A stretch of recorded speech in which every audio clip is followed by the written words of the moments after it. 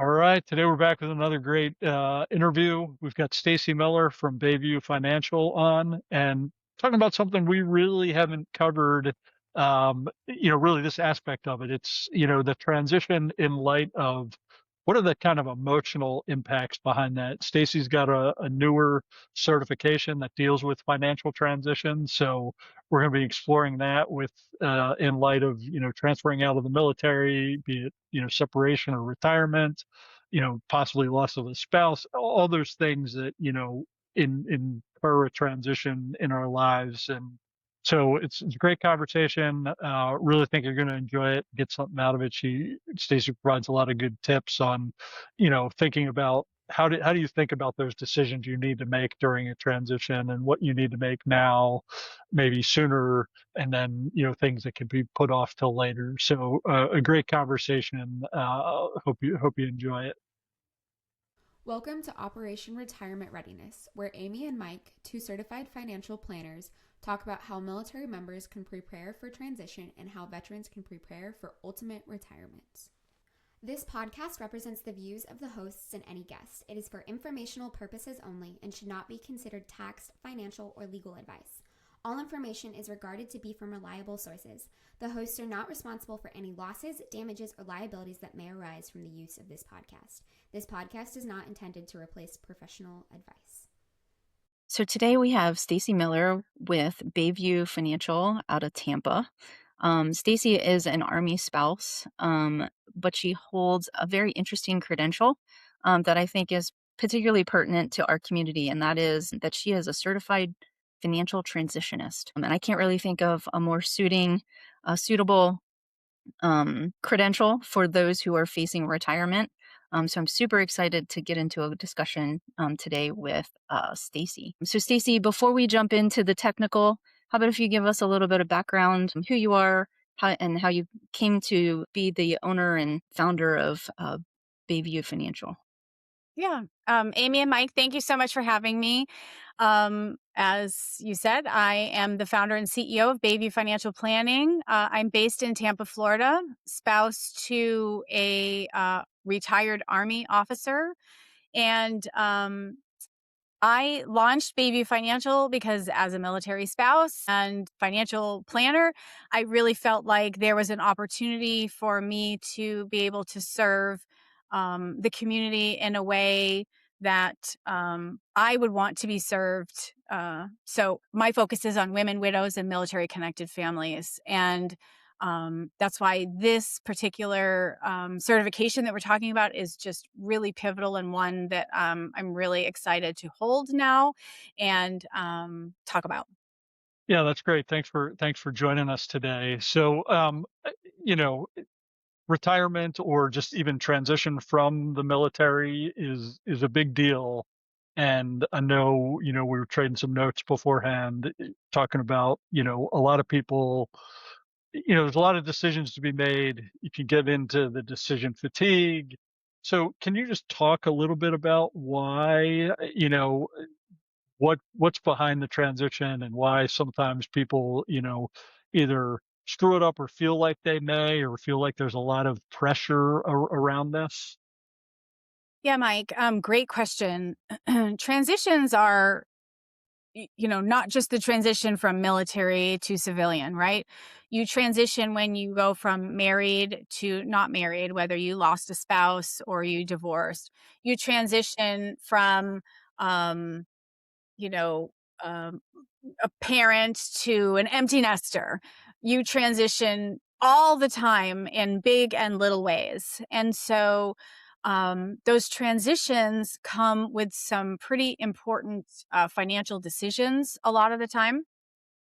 And sometimes those transitions come with pressure to, make those decisions, whether it's the pressure of time, externally, right? There's actually a deadline, like, the FAFSA. You've got to turn that thing in, right? Or whatever it is. Sometimes it's self-imposed, like when you're transitioning from the military to civilian. There's absolutely deadlines, things that you have to do, but sometimes there aren't. And so you talked about that decision overload. There's a lot of things, and whether you're a yellow pad person and you write all the things down, or you use your phone and you put them, maybe you make a spreadsheet. Us financial planners probably make a spreadsheet. Not everybody is nerdy like us, but there's so many decisions that need to be made, and a time, whether it's real or self-imposed. But what's often a very important part of it that people don't really think about is the emotional and the human aspects of those decisions. I'm going to give an example. A surviving spouse, for example, might be living in a home, and there might be a financial decision that needs to be made about that home. Maybe she can't afford it. She can't, you know, she, whatever that situation is, but she may want to stay in that home forever because she has important memories there, or she may want to move quickly because there's so much grief in that home too. So it's not just one or the other, but there's absolutely a emotional component that goes along with the math. And so that's where that intersection of the technical and the emotional is really important. And that's what this certification is helping me to help my clients with, the tools to help those decisions, because sometimes the math just isn't the only answer. And I think in the military community in particular, there are maybe more transitions even than just living life, but there's certainly plenty of transitions along the way. So whether it's that decision overload, that emotional component, that time component, or sometimes not making a decision or having that incomplete information, there's a lot there and a lot of opportunities to make the wrong decision. So that's where we are today.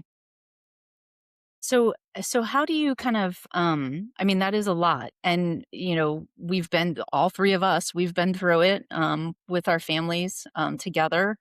Um how do you kind of deconstruct all of that? Like, how do you when you're working with a client who's in the midst of one of those transitions, how do you kind of break it down? How do you slow it down? How do you kind of give people the space to maybe, I'll say, gain perspective? That's probably not the right word, but just kind of take a breath and get a handle on, like, this is the most important, and then we'll worry about this stuff. Like, what are the techniques that people can use to kind of slow things down?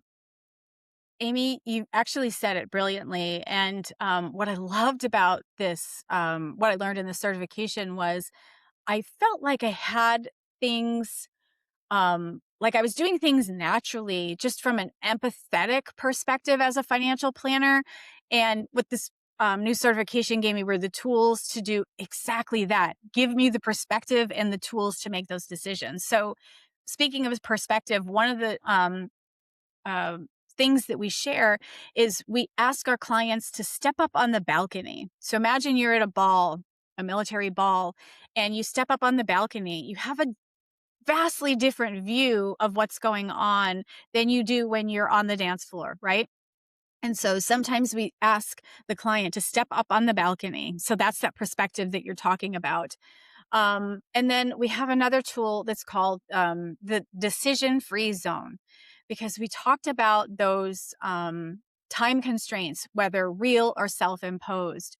And if you've got that spreadsheet or that yellow sheet with all of the decisions, even if you wrote every single thing down and you just kept writing and writing, and whatever transition we're talking about, there's always another decision and another decision. It's really helpful to look at them from the decision-free zone perspective and categorize them in the I must make the decision now, or I can make the decision soon, or I can even make that decision later. And that takes such weight off the shoulders of the client and allows them to say, oh, I don't need to decide whether or not I am selling this house. I lost my spouse a month ago. I don't need to decide my house today. It's not a decision that I need to make today. I have the cash flow that I need to, do the things that I need to do right now. That is a decision I can put off. What relief there is with the client sitting across the table from me, when I give them permission, and that's really what I'm doing, I'm just offering them permission to say, no, that's not a decision that you need to make now. We can do that later. Um, there are, things that need to be done now. Like if we don't have the cash flow to buy groceries, that's something that we've got to figure out right now. So that's the now category. But we got the now, soon, and later. And sometimes that takes, what can be really discombobulated in their head and just that emotional turmoil, and just allow them to take that pause and that deep breath that you talked about, Amy. And not all, I mean, and that's great, the now, soon, later, but and the other aspect, I think Amazon talks about, when they're doing decisions and stuff, it's like, is it a one-way door or is it a two-way door? Meaning, if I make this decision, I can't go back, versus if I make this decision, in the future I can change, and it's not going to be have a huge, impact. Uh, any thoughts around that? Yeah, I think when you take that pause, you have the ability to make that assessment, and you're not making decisions on the fly that will sometimes take you down the wrong road, right? Sometimes you make a decision just to take it off your to-do list. Like I've got this overwhelming to-do list. Let me just make the decision and get it over with, because I don't want to talk to these people anymore. I don't want to figure this out anymore. I don't want to give this any more of my brain power, whatever it is. So sometimes when you take that pause, you put them in the now, sooner, or later category, that gives you the opportunity to say, okay, now when I'm approaching the thought process for these decisions, do I need help to make this decision? Is this a decision that I could regret? Can I reverse this decision? All those things you're talking about, Mike, that pause allows you to get the information that you need in whatever way it works, to make those decisions with a little bit more of a clear head, with a little bit less pressure, and a little bit more support. So as people face whatever transition they're facing, whether it's retirement for the military or divorce or loss of a spouse or something else, um, you know, a lot of times, certainly with the loss of a spouse, I see it quite often. There's this fog, right? And things that you knew how to do, you definitely don't know how to do anymore, or you can't do it without a whole bunch of brain power. Um, but in some other cases, like in retirement transition, like a lot of us, if we spend our whole adult lives in the military, we literally don't know how to do things. So how should people think about, like, when they're in the middle of a transition? How should people think about, um, the lack of knowledge, how to close the gap, having the courage to kind of sort that out? If courage is the right word, and for us, I think transitioning from the military, sometimes it is courage, right? We have to admit that we don't know. Um, but a- that's a really hard thing to do. You're already in the middle of something hard. Do you have any advice for people as they kind of think about getting help to walk through this process, because there's technical knowledge, but then it's also emotional. Yeah. Of course, my first resource is going to be people like us, Amy and Mike and I, right? The Military Financial Advisors Association, or military qualified financial planners, people like us that will help you take that pause, because we're not trying to sell a product, we're not trying to force you down a particular yellow brick road. We want to help you to take that pause and make the decision, even if it's not in my best interest, because our concern is only what's in your best interest. So that's the direction that I'm always going to recommend. It's why I built my firm, it's why you two built your firm, of course. um, Firms. And so, that's the approach that I want people to take. There is an inordinate amount of bad information that Chat GPT readily shares. Love AI, and love Google. They have their very important uses, but just an inordinate amount of bad information. But that's absolutely the direction that I would say is, find somebody that will do what's in your best interest, because it's not always in your best interest to take a pause and, to delay a decision or, so really important that you find a fiduciary financial advisor that specializes in these particular transitions. Yeah, And so, basically, you know, is to get help. Like, that and that's the key, right? So if you don't know, and to your point, ChatGPT is great, but I have seen ChatGPT confidently give really bad information and then back it up with fake resources. So, and again, I agree with you. I love AI, but use it judiciously and carefully. But I think the key takeaway there is, don't be afraid to ask for help, because there's people out there that are standing by, whether it's the financial stuff coming to us, or if it's, how to do an interview. There are lots of people out there standing by waiting to help people through a transition, support groups, maybe for retirement, but certainly for, divorce and losing a spouse and things like that. Transitions have 4 stages. They can have 3, but oftentimes they have 4. There's an anticipation. So if you're separating from the military, for example, you're anticipating it. You're anticipating it from the day that you sign up in the military. You're anticipating that transition out, right? So there's that anticipation, and there's a lot of different things going on there. Um, then there's what we call the ending stage, and that's when the transition is actually occurring. Um, and then there's the passage stage where the transition has technically occurred. And then, we're going through what we call like this adjustment phase, if you will, figuring out what that looks like. And then we've sort of adjusted and we hit that new normal. Using the military to civilian transition, anticipation is before you retire or separate. When you retire and separate, that's the ending. That next period after, when you realize, oh snap, I have this encore career and I didn't know I was going to get whacked with a huge tax bill. Nobody told me. That's the passage stage. And then the new normal is, all right, I figured out my taxes. I live in my new place. I figured out the majority of the things, where the direction of my new life is going. And each of these stages has a different sort of emotional component, different things going on that are all part of the transition, right? A lot of it too is about identity and how you identify yourself. And nothing resonates more with the transition than in that, military to civilian transition, than how you identify as a military person and then you're not. And what does that mean? Right, forget about all the financial implications of that, but what does that mean here? And when you're looking for a job and you're choosing where you're going to live and how you're going to take care of your family, whatever that is.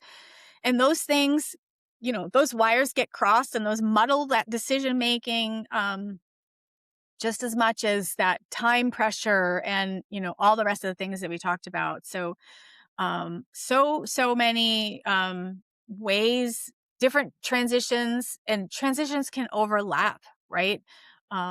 So many things can be going on with conflicting information and so much. But gosh, yeah, I'm really pleased to have some tools that kind of put into perspective some of the things that I felt like I was doing naturally as an empathetic person, but didn't really know why I was doing it, except that I was just trying to make sure to take care of my clients. So,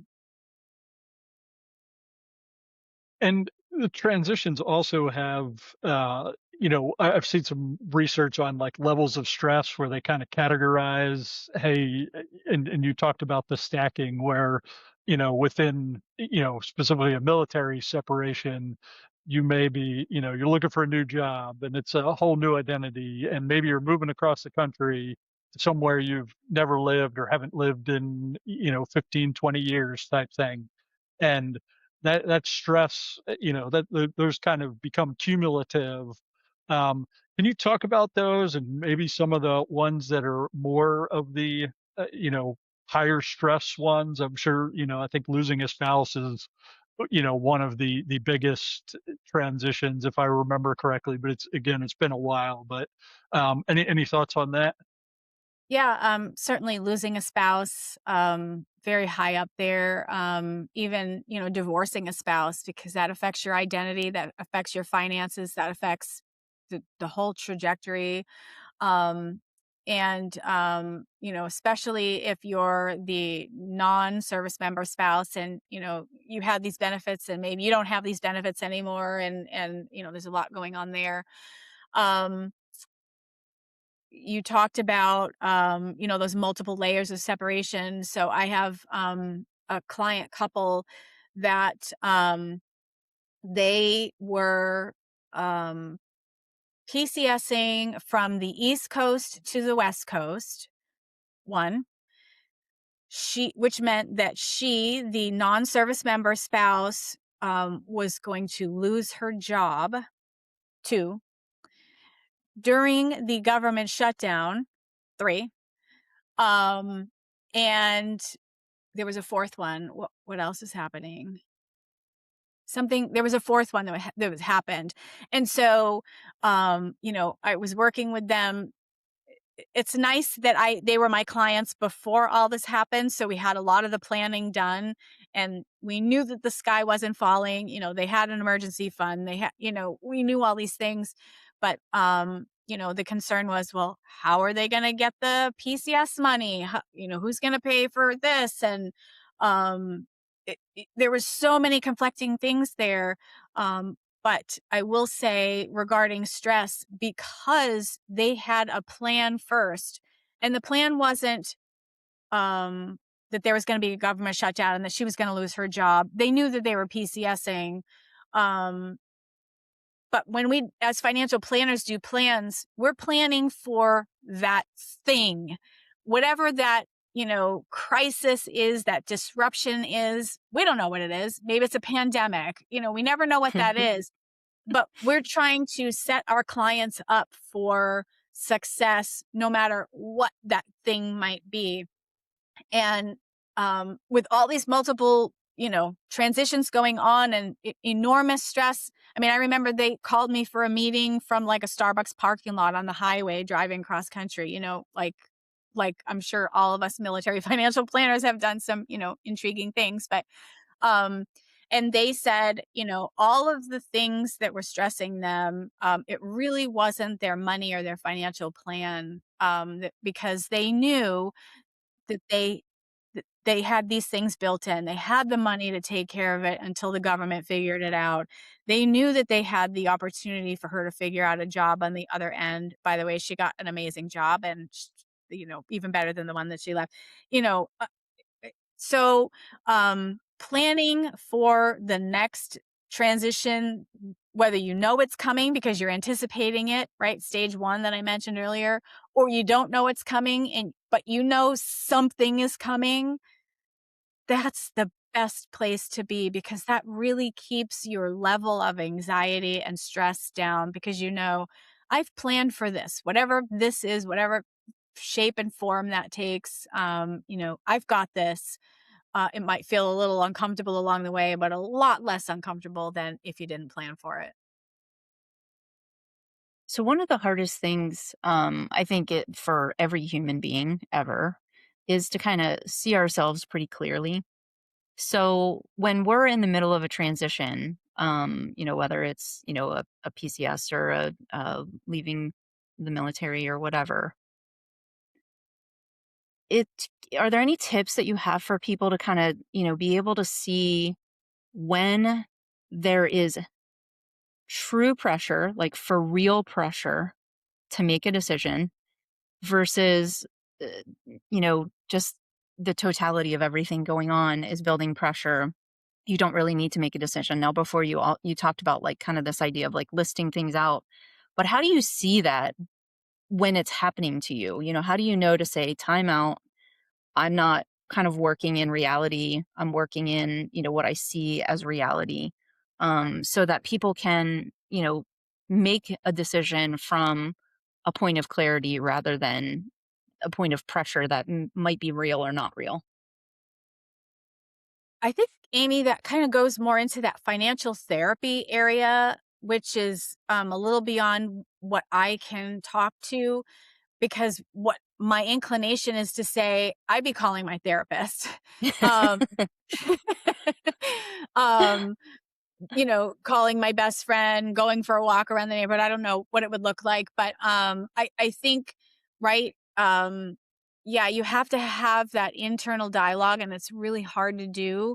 Um, but it definitely requires having an outward conversation, in my opinion.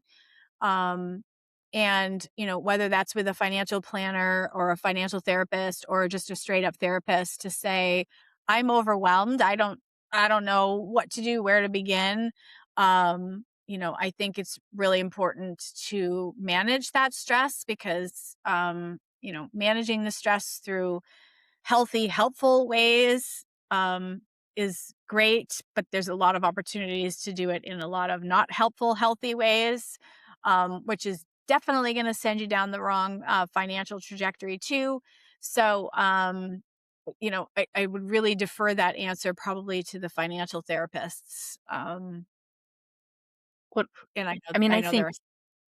and I think I mean, and I think that's a really good point because again, it goes back to you have to ask questions. Like you're just going to have to get comfortable asking for help. And maybe it's a different kind of help than the financial help, but just being able to see that, transitions are team sports. Yeah. No matter Yeah. what they are, they're team sports, right? Talking about money is one of those things that people don't do, right? They don't talk about sex and politics and religion, but I think even less so, they don't talk about money. And I think money is the one thing that everyone should talk about, because people's failures, people's mistakes, can help others, especially if you have children. I constantly tell my children the mistakes that I made, and the successes that I've had, and I think they're better off for that. But certainly, I'm talk about money more freely. I like you two, probably, I live it all day every day. I love talking about money. um but I think that's really important, and so that's part of it, is just having an open dialogue, not necessarily that therapy dialogue, but having that open dialogue, asking questions of your peers who have done it before you. They might not have the perfect answers. They might have done it wrong. And sometimes that's the best information too. No, that's those are all great suggestions. As we, start to kind of wrap up, any other big kind of tips or anything that want to leave the audience with on, hey, if like you said, either you're in a transition now or anticipating one, or hey, you just got done with one, but another one's going to be coming, at some point in the future because life is really just a series of these transitions. So, thoughts around that? Yeah. I guess I want to say that, making a financial mistake through a transition is not come from a bad intention, right? It just comes from lack of information, pressure on the time, all the things that we've already talked about earlier. And so, to your point, Mike, we know there's another transition on every one of your listeners' horizons. So, how how are you going to prepare starting today? Don't worry about what happened yesterday. How are you going to prepare starting today for whatever the next thing is that life throws at you? And if it's listening to this podcast, check, awesome. What are you going to do then tomorrow to take action? It maybe it's listen to another podcast. Maybe it's reach out to someone from the Military Financial Advisors Association, or someone that has the military qualified financial planner designation. Maybe it's, I don't know what it is, but take action. One step at a time. Doesn't have to be grand, doesn't have to be big, but make sure that you take action, because we don't want you going down the wrong yellow brick road. Great. Amy, other final questions? No, I mean, I guess there is just one more question in terms of transition. And this is a retirement readiness podcast. So we talked in the beginning, bringing it back to the beginning, we talked a little about those decisions that you should make now, soon and later. Because everything feels like, at least for me, everything felt like I should do it now. Um, what is at least one decision that should almost always be delayed? Just give people an example, because I think that's a really hard thing to do. At least from my perspective, that's a really hard thing to do, is to delay, especially military people. We are very good at getting things done um, when we think we need to. But where do you think is, if you could only pick one thing, where is the best place to sort of tap the brakes? Um, Retirement planning decision that can be pushed off. I think the thrift savings plan is the one that I would push off. The other decisions, some of them have time constraints, real or imagined, depending on everybody's scenario. Are they moving?